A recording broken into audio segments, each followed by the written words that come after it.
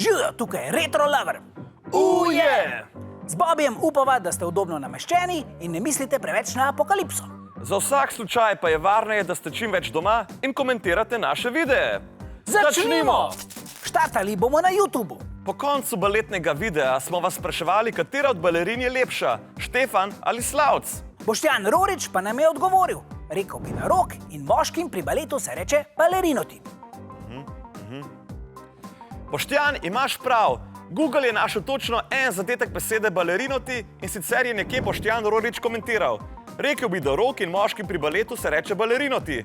Tako da imaš prav. Bobi. V epskem filmu o kung fu filmih sta vas Jan in Peter spraševala, če poznate kakšno uganko. In Marko Novak je napisal. Je televizijska oddaja, ki se predvaja na YouTube. Kaj je to? No, Bobi, kaj je to? Zdajle si me pa res najdu. Pa dobro, no, to je pa res čisto očitno, no. V tem trenutku res ne bi vedel, veš. Dobro, naj ti pomagam. Rima se na osmešilna žonta.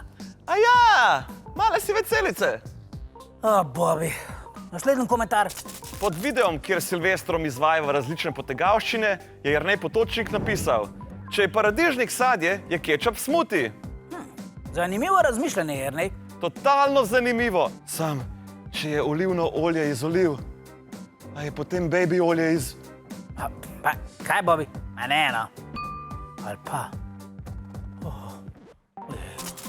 V luži ljubezni smo vas spraševali, kateri od dvojčkov je lepši, Erik ali Derik. Dobili smo cel kup zanimivih odgovorov, najbolj pa naju je navdušil komentar našega starega znanca z imenom LKK. Ta je odgovoril: moja babi je najlepša, ampak če se že moram odločiti, je lepši moj dedi. Mega špon! Če sta še lepša kot Erik in Derik, bi se lahko tudi ona dva pojavila v luži ljubezni. Tvoj pes pa bi lahko igral v franšizni limonadi, ki bi se imenovala Kuža ljubezni. Simona Pišek je napisala zanimiv komentar. Napisala je samo 100 pajkov. Simona, nujno potrebujeva več informacij. Kaj je s temi pajki? A so to tarantele ali suhe južine? Ali so mogoče pajki, ki bodo odpeljali 100 napačno parkiranih avtomobilov? Si mogoče v nevarnosti.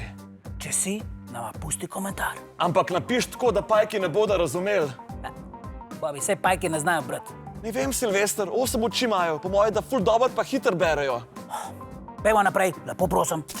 To pa je zmagovalni komentar tega tedna.